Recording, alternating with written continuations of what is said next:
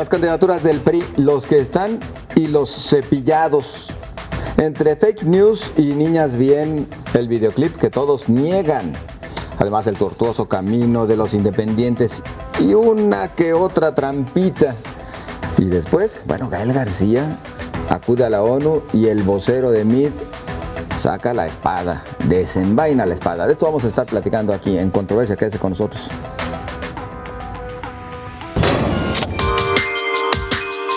Durante el puente largo se deciden caminos políticos y hasta de vida para muchos aspirantes a las candidaturas plurinominales. En las listas nacionales desaparecieron nombres que apuntaban a la protección de secretarios y funcionarios cercanos al círculo del presidente Peña. En contraste, se presentaron las designaciones de hijos de funcionarios influyentes. En Jalisco el gran ausente es el exsecretario de Educación Francisco Ayllón López. Diferencias con el presidente del PRI estatal serían la causa de fondo. Ayllón López responde y renuncia a la candidatura a diputado local por el Distrito 8. Se especula desde su salida del PRI hasta el regreso a la Secretaría de Educación, cargo que dejó en su momento para participar en la contienda. Hay dudas sobre su reintegración al CIAPA y a pensiones del Estado, donde se habla de muchas observaciones que solventar. Y así damos inicio a su espacio en Controversia. Sonia Serrano, te saludo, muy buenas noches. ¿Qué tal? Muy buenas noches. Jaime Barrera. José Ángel, buenas noches a todos. Y donde debe estar, en la extrema derecha, Julio Ríos. No, muy buenas ¿qué noches. pasó? Fue un accidente del destino, sin duda, mi querido José Ángel. Es un norteño de izquierda. Buenas noches a todos. Bueno, la verdad es que sí, muchas sorpresas, sobre todo con los candidatos plurinominales, las listas de plurinominales, en las que me parece que la principal noticia fue que hay algunos ausentes, claro, que se esperaba estuvieran ahí, inclusive que varios de los nombres que sí aparecen, salvo también en el caso de los diputados federales, que llama igualmente la atención que Arturo Zamora lo mandan como que muy atrás. Al 11 por poco y no queda en el 11 original, ¿no? Si habláramos en términos de fútbol. Creo que una cosa va pegada a la otra.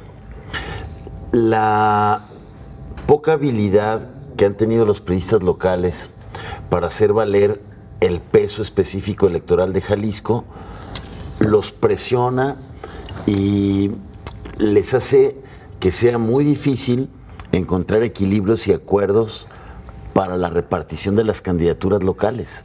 Si analizamos en el Senado, pues prácticamente no entró ninguno a la lista plurinominal. Quítale prácticamente. Bueno, ninguno a la lista plurinominal del Senado. Y para la de la Cámara de Diputados entró Hortensia en el lugar 6, tengo entendido, y hasta el 11 se fue al que uno esperaba estuviera en los primeros 3 lugares, ¿no? Que lo de Hortensia también es una sorpresa. Alguien sin trabajo, también sin... Pero que fue una posición que empujó Miguel Castro, según Miguel Castro, y por también la cercanía que tiene con Ramiro Hernández, que al parecer pues tiene un lugar ahí de influencia importante. Pero no podría buscar un mejor perfil si iba a ayudarle a Ramiro. Pues sí, y también un mejor perfil que haya buscado incluso Miguel Castro. Pero bueno, eso el de Ramiro presiona a que no haya salida para los distintos compromisos y que para los priistas locales, los que tienen decisión, como es el gobernador, en teoría el dirigente estatal, el grupo del candidato, el priista más importante en la Ciudad de México, hagan equilibrios y repartan las posiciones. Sin duda lo que ha llamado la atención es esta bajada de candidatura que hace el secretario de Educación, por ser pues un funcionario muy importante en el esquema del gobernador, amigo de infancia, el funcionario que más poder concentró en el sexenio al tener distintas carteras que le daban lucidez política, peso económico, temas de interés del gobernador. Que no aparezca, pues ha generado toda una serie de especulaciones, y más porque el secretario de Educación ha decidido retirarse, enviar solamente algunos mensajes muy ambiguos a través de las redes sociales, pero no aclarar el futuro político. Entonces, pues sin duda siguen dándose estas divisiones y estos roces al interior del PRI por la falta de acuerdos para definir las candidaturas, ¿no? Y todavía faltan las planillas municipales. Y más allá de las filias y fobias que se generan cuando se ocupa este tipo de cargos, aquí también tendríamos que enfatizar otros aspectos. Por ejemplo, Julio, el hecho de que en noviembre de 2017, en esa encuesta del diario Mural, tanto el secretario de Educación Francisco Ayllón como Arturo Zamora fueron los personajes mejor evaluados entre los priistas, es decir, y pareciera que al final entonces les terminan debiendo cuando ya se publican estas listas de candidatos plurinominales, tanto en lo local como en lo federal. Además, también en ese estudio que mencionas demoscópico que se publicaba en noviembre, cuando se evalúa el desempeño del gobernador, el área de educación también era una de las mejores evaluadas. O sea, no solo como personaje Ayllón aparecía bien evaluado, sino también el área en que se desempeñaba, quién sabe por qué salía así, pero así aparecía, ¿no? Y pues sí, sorprende, pero ahora que comentas de que le merecían más, dentro del PRI hay quienes dicen distinto. Dicen que durante 9 años, pues Ayllón estuvo junto a la chimenea, calientito, cobijado, y que ahora pues le tocaba salir a juntar la leña al bosque electoral, en este caso un poco hostil, y que ya le tocaba darle algo al partido. Y sin embargo también lo que comentaban es que no era un personaje que moviera, en este caso, multitudes o que generara votos, y quién sabe también qué hubieran podido ver quizá en educación o en algo de lo que estuviera él encabezando que pudiera luego generar algún tipo de reacción negativa. Eso lo sabrán los del PRI. Y también hay lo que llama la atención, cuentan quienes han estado cerca del gobernador, que alguna vez Aristóteles Sandoval, según ese relato, ha dicho que sus amigos son los que suelen haberle dado problemas. Y si vemos el primer círculo del gobernador, se fue desinflando, se fueron agotando las figuras de diferentes personajes que hoy ya no llegan a las candidaturas. Ni está Ned Ornelas, ni está Gudiño, como en un principio se decía. Cruz de Esmada obviamente dio problemas, ya en estos últimos meses sé que no sonaban, pero pues se fueron agotando. Sí entran algunos del primer círculo, como Manuel Alfaro, su secretario particular, o Mariana Fernández, o el mismo Pizano, se le puede considerar así, pero al final el primer círculo del gobernador aparece también, no solo Ayllón, sino también aparece despintado, digámoslo así, el primer círculo del gobernador, y no alcanza a llegar a estas nominaciones de peso tampoco. Sonia. A ver, yo creo que hay varios detalles que habría que tomar en consideración en cómo se maneja el primero, cómo funciona Aristóteles Sandoval. Por lo que señalan quienes han estado cerca de él, es alguien que decide mucho sobre el último que le habla o los últimos que hablan con él. Creo que en este sentido, al irse Francisco Ayllón del gabinete, junto con los otros secretarios, con esta indicación de que quienes iban a jugar tenían que salir, que no aplicó para todos, por cierto, los que se quedan, en particular los que tienen peso en las decisiones de Aristóteles, vuelven a cerrar el círculo, dejan fuera a Francisco Ayllón, que ya traía un desgaste muy fuerte con algunos de sus compañeros, y creo que por ahí hacen pues esto que en la política se conoce como grilla en su contra. La otra parte es que yo no creo que el círculo cercano al gobernador quede fuera, al revés. Me parece que Alfaro queda él y queda su novia, queda gente de Netza en 2 posiciones Manuel de Alfaro, diputados. Manuel Alfaro, perdón, sí, no el otro. Manuel Alfaro. Exacto, es decir, el círculo muy cercano al gobernador sí queda, sí entra, y creo que lo demás que vemos es pues que algunos grupos trataron de rescatar lo más que pudieran. En el caso de Héctor Pizano, pues ahora sí que es como esos que llegan y se sientan y nadie lo movió de ahí. Aprovechó muy bien las circunstancias que le da dirigir al partido.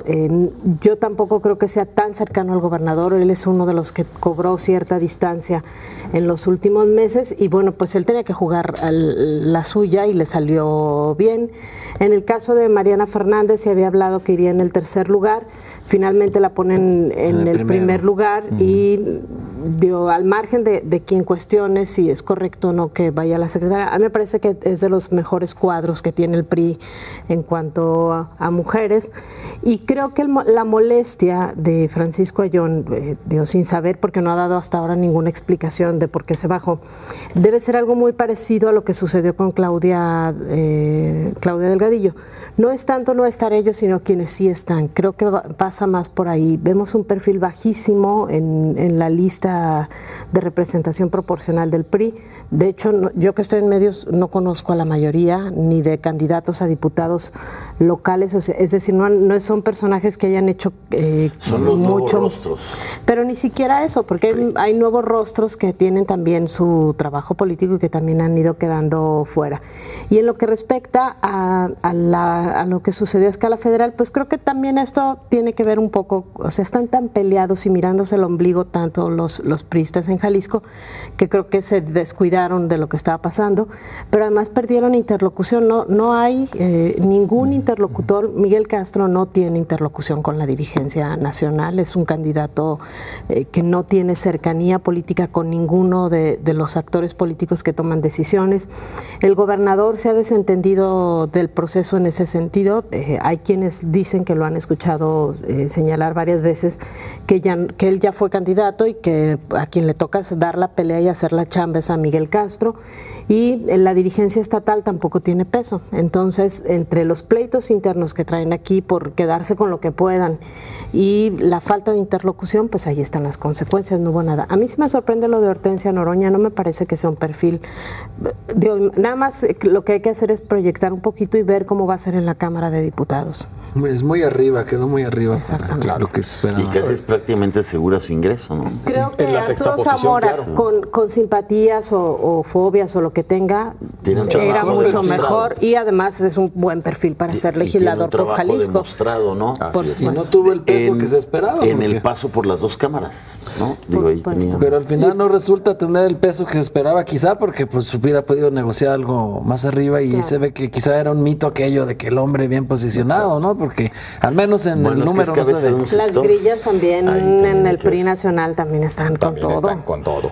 A ver, en el caso de Francisco Ayón, lo que nadie puede menoscabar es que por lo menos tenía capacidad para interlocución hacia todos lados, ¿no? Inclusive con buenas relaciones hasta otros partidos políticos, Mejor el Verde perfil que los que Ecologista, quedaron, Movimiento sí. Ciudadano, A ver, Morena, bueno, y esa parte también esa es creo que les otra. debería de llamar la atención en este momento, porque ahora le dejan el panorama muy abierto. A ver, esa es otra de las interpretaciones que se hacen por todos estos vacíos de información que hay y de explicaciones claras de las decisiones que tomaron para renunciar al Distrito 8.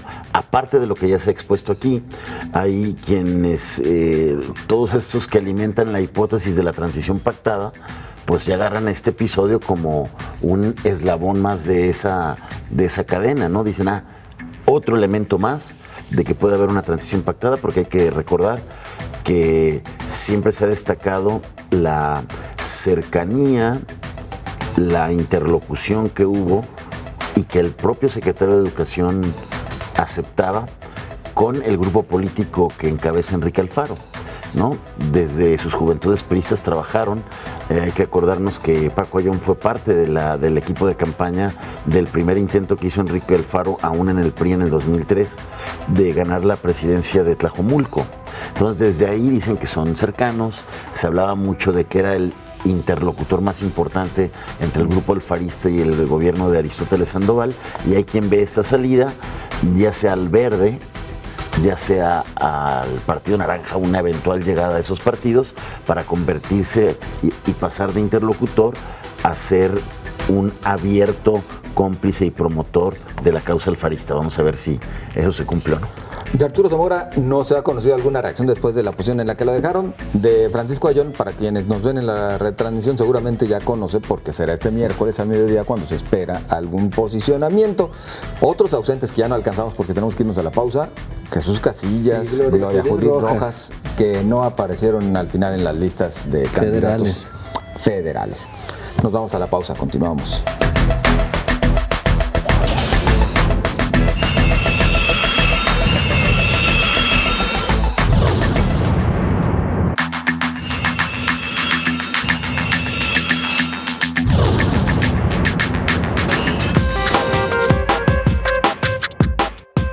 Las reproducciones directas del video de la niña bien surgido al mediodía del domingo alcanzaron al principio de la semana poco más de 1 millón de reproducciones.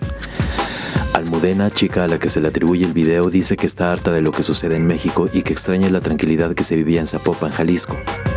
En la confusión sobre si era o no una publicidad de ya sabes quién, surgen críticas y comentarios. Especialistas sitúan la versión como la imitación mexicana de un video utilizado en forma similar, es decir, para crear polémica en la campaña de Obama. Andrés Manuel López Obrador se desmarca del video. Analistas y sus enemigos dudan de ello. El ITESO se deslinda de la producción. El clero no se ha pronunciado. Transcurren los días y se confirma que Morena se adelanta a calificarlo como una versión fake news o noticia falsa. Y bueno, pues esto trajo polémica. Ahora nadie hizo el video. Como que nació de la nada pues sí, creativo video, polémico. Ni la Iglesia Católica quiere salir a manifestar indignación porque dicen que a lo mejor a alguien, Julio, le van a hacer el caldo gordo. A ti te tocó hacer una entrevista al respecto. Sí, el padre Antonio Gutiérrez Montaño decía eso, que ya no querían hacerle el caldo gordo a quien hubiera producido este video y que si lo que querían era generar escándalo, obviamente lo lograron porque utilizaron, decían ellos, además de un lenguaje discriminatorio en algunas frases, el hecho de ridiculizar un culto, es lo que comentaban. Yo no sé por qué Morena se deslinda, si está mejor producido que lo que ellos hacen, sin duda, y hasta más divertido, ¿Qué te digo? Hay asuntos ahí que están muy mal manejados en frases y en comentarios, pero pues también para desgarrarse las vestiduras no creo que sea tanto, pero bueno, si analizamos algunas cosas de este video, pues para empezar, desde la primera mirada se sabe que no es lo que te quieren presentar, porque una tarea con esa producción obviamente no la hace una sola alumna con sus propios recursos, porque ahí vemos que se utilizaron esta pantalla verde con todo este asunto, buenos carros, diferentes locaciones, y luego la producción de la canción, obviamente se escucha casi a nivel de estudio. Hay inversión. Hay inversión. Evidentemente no es una tarea escolar, además de que, ya consultando con la gente del ITESO en la Oficina de Comunicación Institucional, ahí confirman que no hay ninguna alumna que se llame Almudena Ortiz Monasterio, un nombre muy raro, por cierto. ¿De una virgen? ¿Cómo que raro? No, pero raro para que lo tenga alguna persona. ¿Es una virgen? ¿Cómo que raro? O sea que yo no conocía a nadie que pudiera tener ese nombre y esa combinación de apellidos, se escucha un poco extraño. Y bueno, también no existe la materia, es lo que ellos dicen. Y bueno, y si se quería llegar a los jóvenes con ese material, también obviamente se produce lo contrario, porque si platicas con ellos, hasta ridículo les parece. ¿Qué dicen los jóvenes? Pues simplemente les dicen, no, está mal hecho, está ridículo, la canción no está tan chida, o sea, a ellos no les agrada tanto, la verdad. Yo creo que generó a lo mejor más impacto en quienes andan al tanto de la política, y bueno, obviamente sí lleva una jiribilla de guerra sucia, de intentar hacer ver como si Morena o la gente de López Obrador lo hubiera hecho, pero yo no creo que lo haya hecho. Obviamente yo no creo que lo haya hecho ellos, o sea, obviamente lo hacen alguien para tratar de endilgárselos. Es evidente la movida que tiene el video. ¿Le resta a Morena realmente? A ver, el que... No, yo no digo que le restara, la intención era que le restarle, pero obviamente que no le resta. No, personal, yo no le creo que resta a nadie.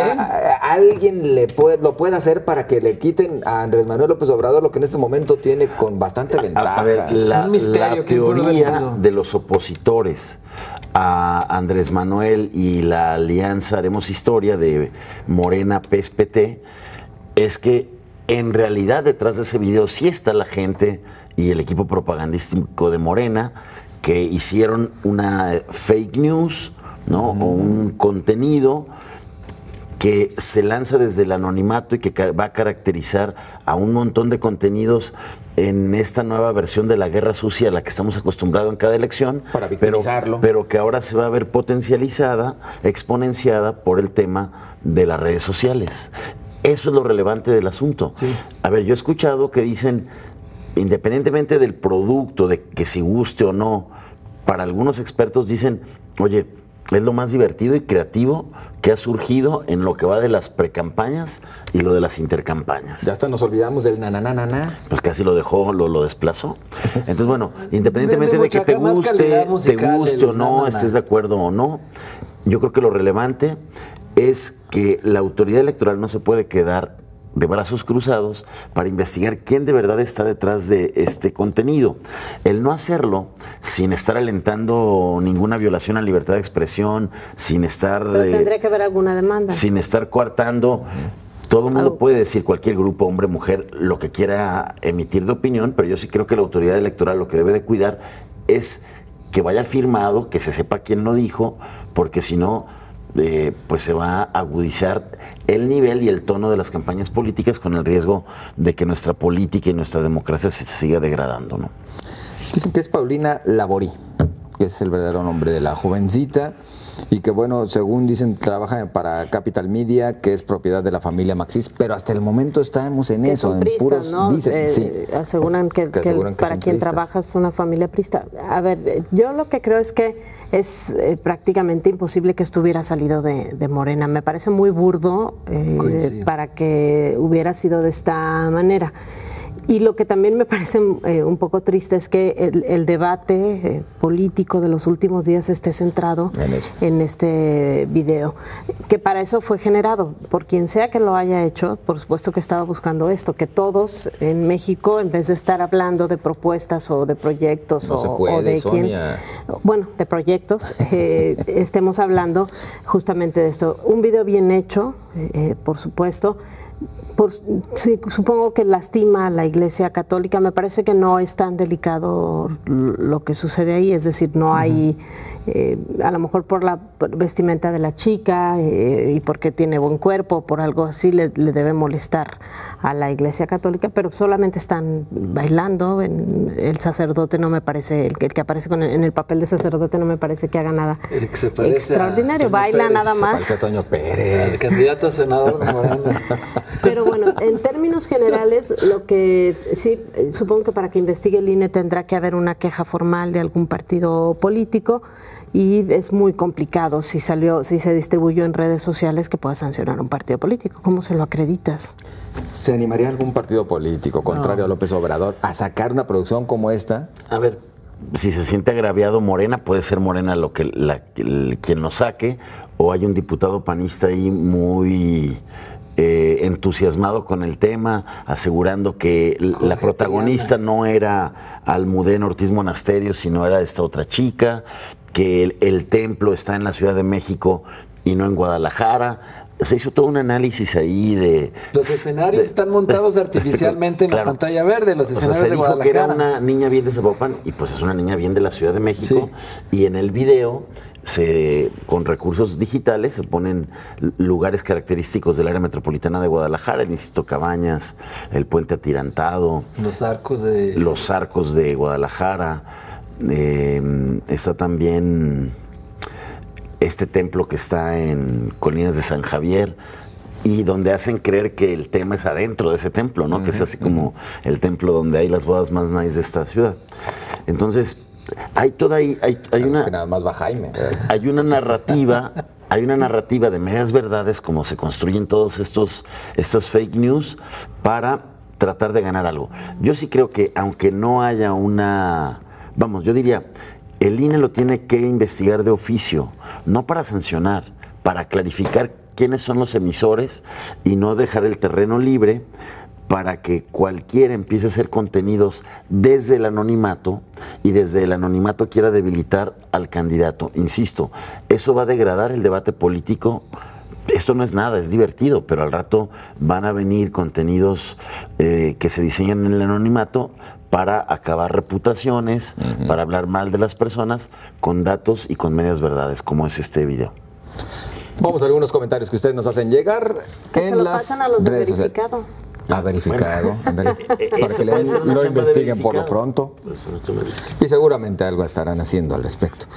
Sus comentarios, a ver, luego de que se hiciera viral el video de la niña bien, el cual apoya a ya sabes quién en su contenido. Se trata de una publicidad disfrazada, de video amateur, o es guerra sucia para afectar la imagen de Andrés Manuel López Obrador. Bueno, nos dicen por aquí... Fueron los panistas, están desesperados. Ricardo Anaya con el tema de lavado de dinero está en picada, nos dice quien firma como MD. Oro puro, dice lo segundo. Muchas gracias por su participación. Jonathan Enciso, por la temperatura del color es obvio que la producción no es barata. La edición es muy costosa. Definitivamente es algo de Morena, pero al ofender se tratan de deslindar. Difícil entre fanáticos religiosos. Gracias, Jonathan Enciso.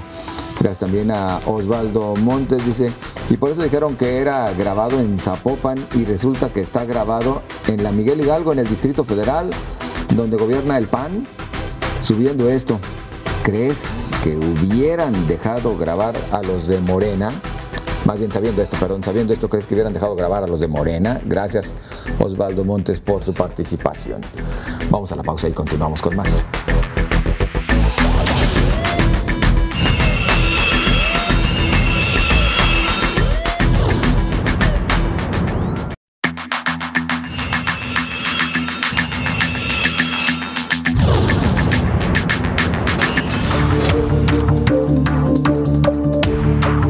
El actor y cineasta Gael García Bernal denuncia ante la Organización de las Naciones Unidas una violencia creciente y una impunidad rampante. Pidió un mecanismo internacional contra la impunidad para evitar que se cometan crímenes más atroces, como los que se han cometido en México a nombre de la seguridad. Habló de las consecuencias de la guerra contra el narcotráfico y recordó que México es uno de los países donde más se asesina periodistas. En el momento electoral declaró que la comunidad internacional debe tener los ojos puestos en México. En respuesta, el vocero de la campaña presidencial de José Antonio Meade y también senador Javier Lozano repitió en su Twitter la frase de Gael: "En México queremos paz", y a manera de mofa añadió: "y clases de canto", refiriéndose a la pasada participación del actor en la canción de Coco en la pasada entrega del Oscar. Diego Luna, eterno charolastra y amigo de Gael, entró en su defensa y le respondió a Javier Lozano: "Un senador por el que nunca nadie ha votado resulta ser también crítico de canto. ¿Qué candidato lo tendría como su vocero? Solo el que va en tercero". No, pues candente la cosa, ¿eh? Y habrá mucho más todavía, habrá mucho más en esta historia y en la participación de más artistas cada vez en temas de política, Sonia. Sí, a ver, Sí, pero no, Sonia, no porque era... Sonia se enojó porque le dijeron cosas a Gael. Insultaron Por a Gael. supuesto. Exacto. A ver, ya no me hagan reír. Yo voté por este tema, sí. No, a ver, me parece que lo que hace Gael García es como muchos otros actores que tienen, que son queridos en México por la actividad a la que realizan, que son respetados por la actividad a la que se dedican, asumir una responsabilidad que no han asumido ninguno de nuestros actores políticos, que es salir a decirle al mundo lo terrible que están las cosas en México y asumir también que México no puede con el problema al que está enfrentando. Es decir, llevamos 2 administraciones nacionales en esta presunta lucha contra el crimen organizado o guerra contra el crimen organizado, que lo único que ha significado son muertes, desapariciones y violaciones constantes a los derechos humanos. Eso fue lo que con bastante seriedad y con bastante responsabilidad fue a decir Gael García a la Organización de Naciones Unidas. ¿Le tocaba o no hacerlo a él? Yo creo que sí. Yo creo que lo vemos en muchas personas que tienen fama pública y que la utilizan de manera correcta, como es el caso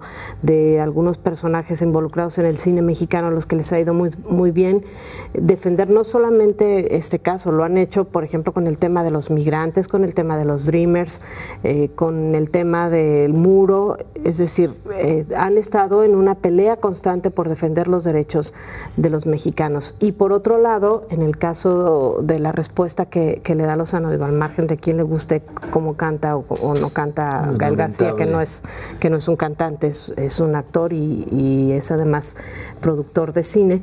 Es muy lamentable lo que hace Lozano porque se burla, no nada más de Gael, se burla de lo que está viviendo nuestro país y que nos duele tanto a los mexicanos y que nos tiene con una calidad de vida terrible, invirtiendo muchísimo en nuestra seguridad, con casos cada vez más cercanos a cada uno de nosotros, un país muy lastimado por la violencia, y este tipo se burla de la manera en que lo hace. Me parece que nos muestra mucho el perfil de la clase política, cómo están viendo que sucede. Ellos viven en una burbuja y no asumen ninguna responsabilidad contra la violencia que además ellos mismos provocaron. Lozano es uno de los responsables de lo que sucede en nuestro país por las atribuciones y las responsabilidades que ha tenido, y creo que queda muy claro en este caso quién tiene la razón. Jaime.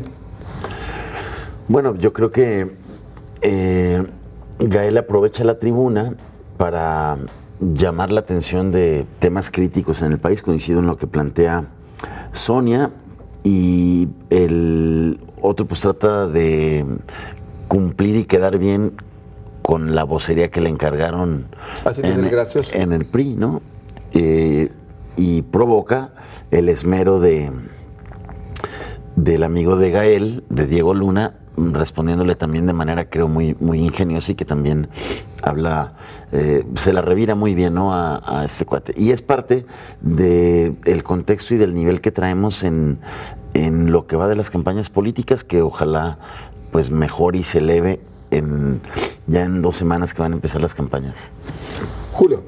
Y es que les irrita en el gobierno federal y en el PRI el hecho de ver que los mexicanos que están triunfando en el extranjero, como bien decía Sonia, los actores y también los directores, que han sido los 3 mosqueteros en este caso, muy solidarios con lo que está, con las crisis humanitarias que están viviendo en México, les irrita que ellos, con su intención de querer presumir reformas estructurales y supuestamente un país en el que hay estabilidad económica, según lo que ellos quieren aparentar, les irrita que ocurra esto, que en el extranjero se escuchen las voces de estos mexicanos que triunfan. O sea, la verdad que les duele, y se nota cómo fue tanto ese ardor en la llaga, que así es como reacciona Lozano, sin ninguna autoridad moral para hacerlo, y pues triste, o sea, que se tenga que también claudicar en el hecho de pedir que intervengan los organismos internacionales, como en Guatemala o esos países, pero pues es una triste realidad, que o sea, en México no se ha podido, no se puede, el Estado mexicano está rebasado, no se puede, ahí están las cifras, y también en este caso pues triste que esto sea el tema que se tenga que hablar a nivel internacional, pero pues lo que dijo Gael García es absolutamente cierto, no hay nada ahí que se le pueda reprochar, y pues más bien qué triste que la clase de política no esté teniendo esa sensibilidad.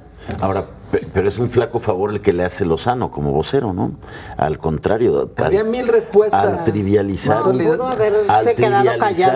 trivializar un tema tan delicado de lo que expuso en el máximo foro internacional, Gael pues le da mucha más atención al tema. Hayan ganado mucho más si se solidarizan y dicen que algo van a hacer para resolver ese tema, que tienen bienvenido la atención y la cooperación internacional, en fin.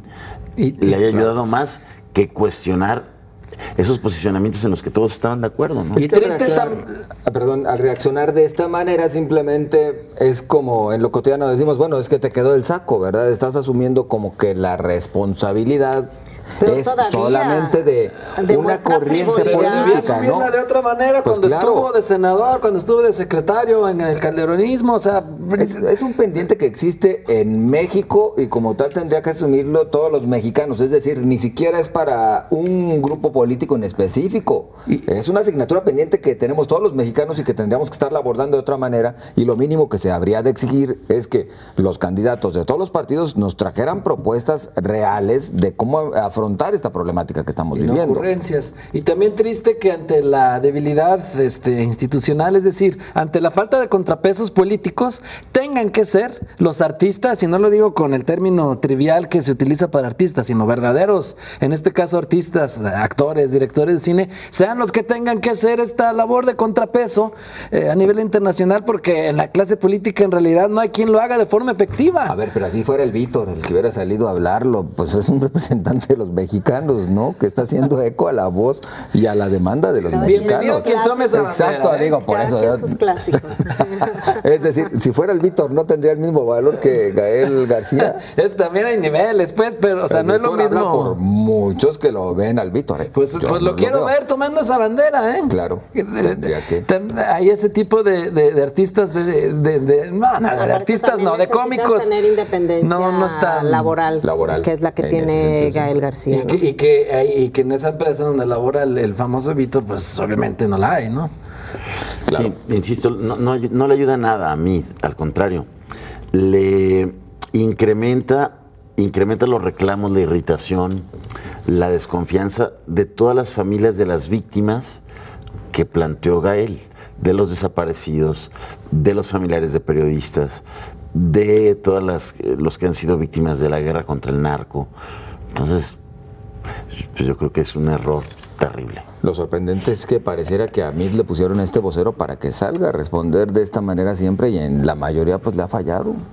Y ahí no tiene Pero misión sí. de salir a responder, ¿eh? Se supone que es para la campaña, no para responderle a un actor que va a estos organismos internacionales. O sea, se metió en Honduras sin necesidad.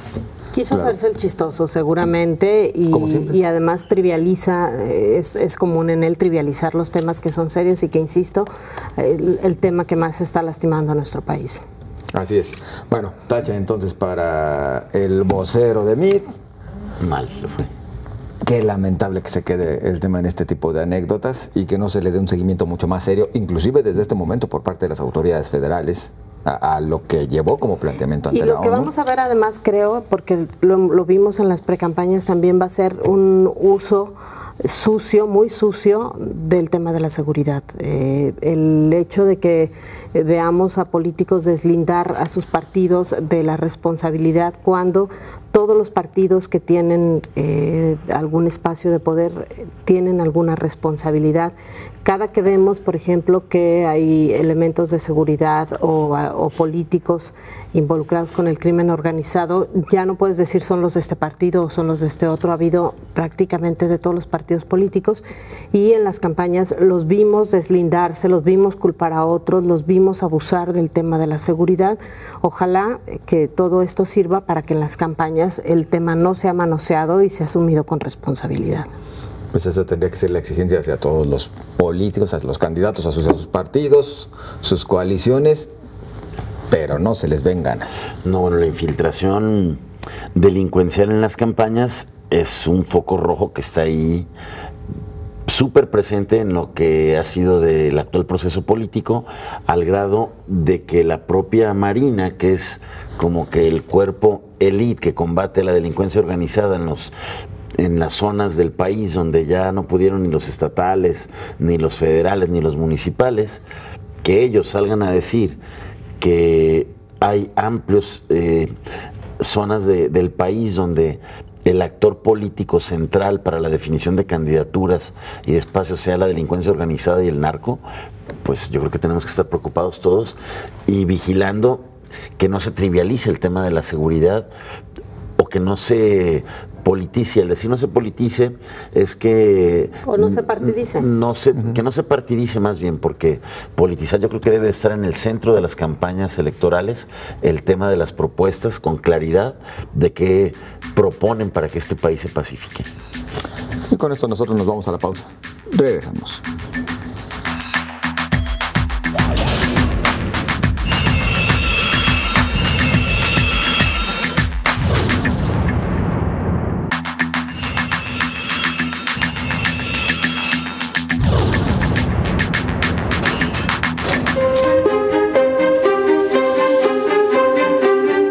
La dimensión de las inconsistencias en las firmas de los candidatos independientes podría ser mayor que 2 millones de rúbricas falsas. A estas fraudulentas maniobras se podrían sumar más. Fueron 68 los aspirantes que tuvieron la posibilidad de ser candidatos presidenciales reconocidos por el INE. Con la descalificación de Jaime Rodríguez Calderón, el Bronco, y Armando Ríos Peter, el Jaguar, queda en duda que los independientes sean la clave para sanear los procesos electorales manchados por los partidos. Las decepciones no terminan ahí. Margarita Zavala pasa a la siguiente ronda. tras obtener más de 1.578.000 firmas, de las cuales solo 870.168 resultaron válidas. Ríos Peter asegura que Felipe Calderón metió mano en la validación de las firmas de su esposa Margarita, en tanto que su equipo denuncia que hubo infiltrados y 4 asesores enviaron 100 firmas simuladas en 3 horas. En un momento le entramos de lleno a este tema, que vaya que también ha dado bastante de qué hablar en los últimos días, pero antes, algo de su participación a través de las redes sociales. Muchas gracias a usted como ciudadano. ¿De qué le sirve tener diputados plurinominales, ya sea en el Congreso a nivel nacional o estatal?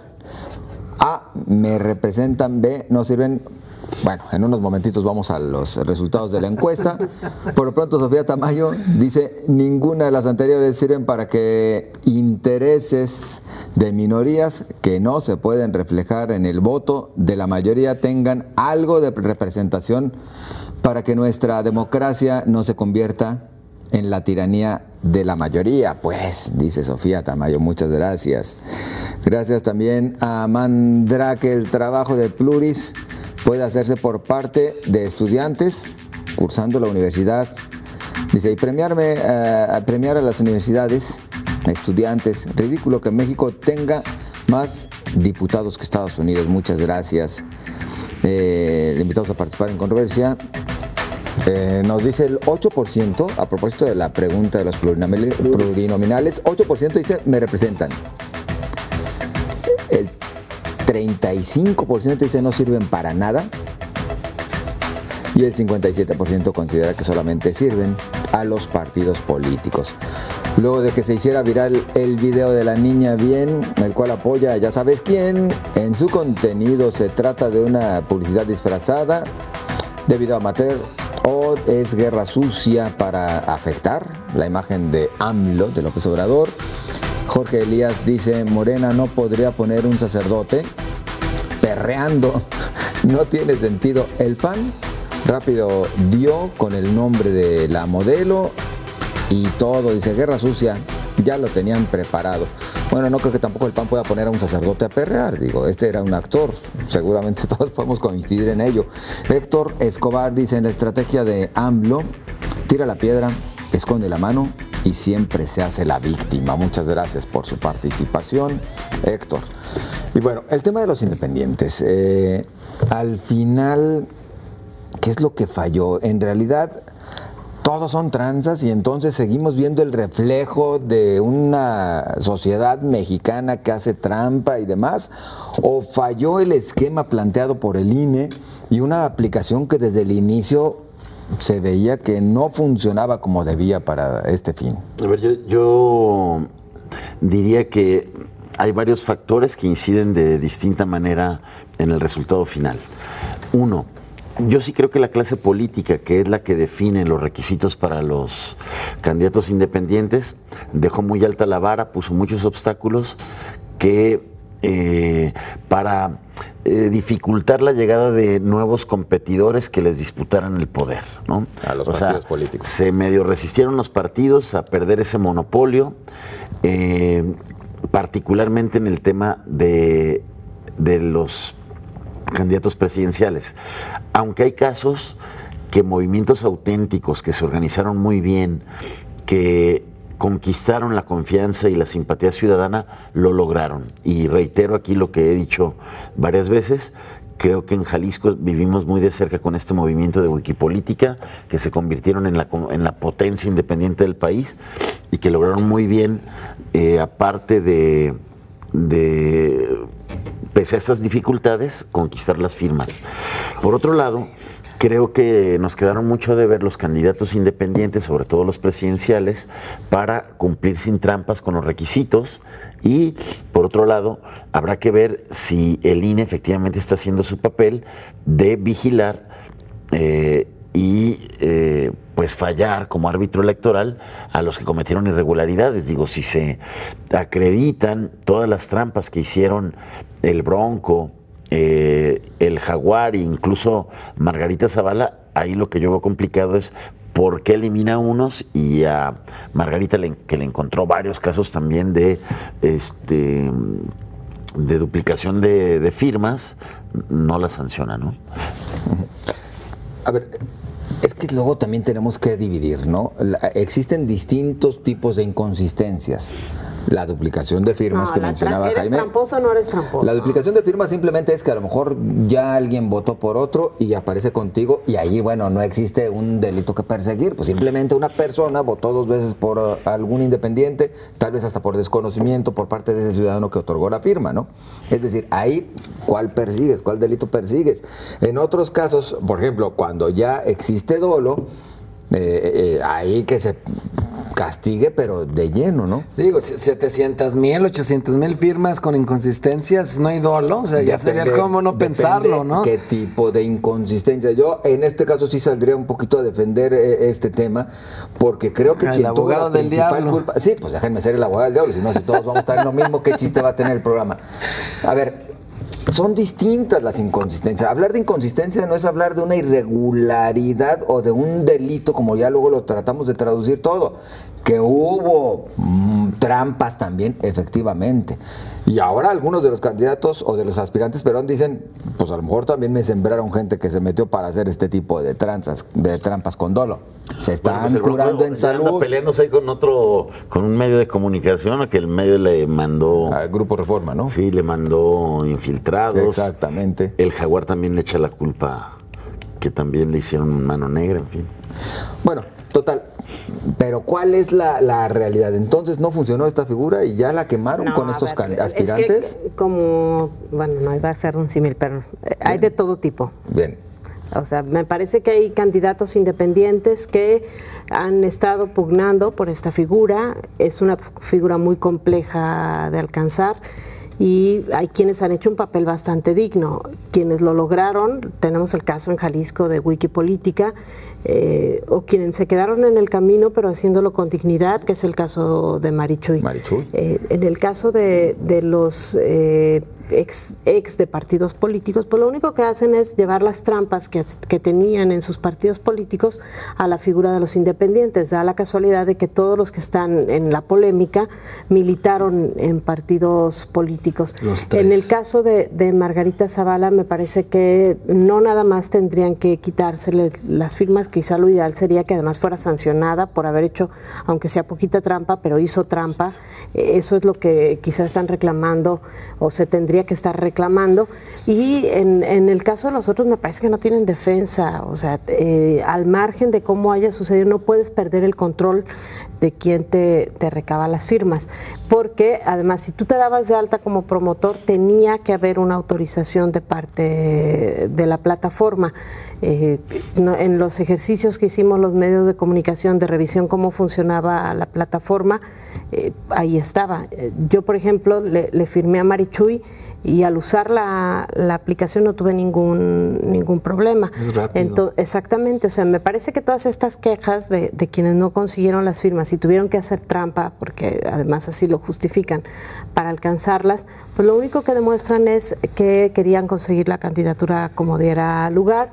Creo que es sano, por supuesto que el tema de las firmas está para eso, para hacer un filtro y que no pasen quienes no hagan trabajo de calle. ¿Cómo consigue, por ejemplo, yo recuerdo cuando Pedro Kumamoto anuncia lo de la candidatura al Senado, todo el mundo decía que estaba loco porque no iba a poder hacer la recabación de firmas porque él tenía presencia en un distrito y no nada más es el número, sino también la dispersión? Bueno, pues ¿cómo se hace? Pues caminando, yendo todos los días, dedicándole muchas horas al día a recabar las firmas. En el caso de quienes fueron candidatos presidenciales, además todos tenían cierto respaldo estructural todavía de su partido, un resquicio ahí que les podía ayudar. Creo que está bien que queden fuera los que hicieron trampa, creo que tendría que sancionarse a Margarita Zavala y sigo creyendo la figura de los independientes, de quienes no están vinculados a los partidos políticos. Bueno, la figura, o más bien, como ha dejado el INE, es decir, todo este proceso para que puedan llegar a ser candidatos independientes, también requiere una revisión de fondo. No por el número de las firmas, sí la metodología para recabarlas. Es decir, la app falló. No, la app no falló. La app no falló porque con esta tecnología se pudo detectar todas estas inconsistencias. Si hubiera sido hace 6, 12 años, hubieran tenido que revisar de una por una y a lo mejor muchos goles sí les meten. ¿Cómo es que gracias a esta validó tecnología el INE sí se pudo detectar el problema? En el día a día validó las firmas. Y luego ahí nada más hacía un conteo, ahí nada más hacía el conteo y ya la revisión quedaron, o sea, ya todo este trabajo más minucioso se hizo al final y fue gracias a la tecnología. Y también hay que ver una cosa, para empezar estos en tres muchos casos independientes... fue la revisión personal. No, claro, pero gracias a la tecnología se pudo. Y también estos tres independientes, mis narices también, o sea, porque los tres eran ex militantes.